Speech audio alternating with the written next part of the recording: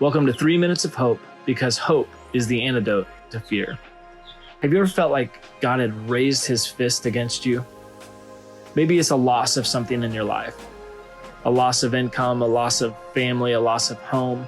Maybe it's just a loss of the sense of normalcy, or a loss of the feeling of you have a future. There's a story in the Bible about a woman named Naomi. And Naomi had moved from her ancestral home to a foreign land. And in that foreign land, she loses her husband and then her sons. And she's left destitute.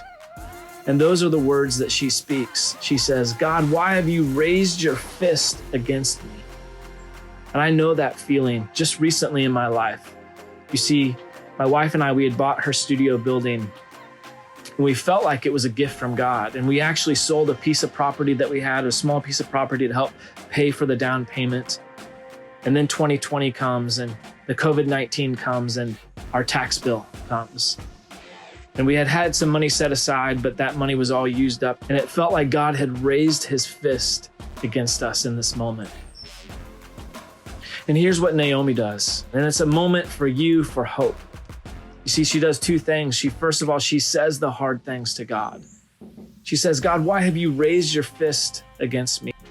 Go ahead and say the hard things to God. He's ready to hear them. He wants to hear the pain and the heartache that you have. Even if it means you saying, "God, why have you raised your fist against me?" But you see, Naomi doesn't stop there. She does one other thing, and she looks to her right and to her left, and she sees who is there with her. She doesn't look for the what in that moment, but she looks for the who. And the who is actually her daughter-in-law, Ruth.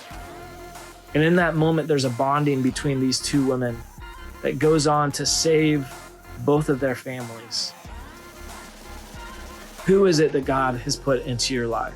When you look to your left and to your right, who is it that God has put to help bond you together, to save you and your family and them and their family? For me in that moment, it was my wife. We were able to stand together, pray together, and bond together. And God has come through, and he will continue to come through. And for me, this is a moment of hope. Not necessarily in the what, but in the who. And hope is the antidote to fear.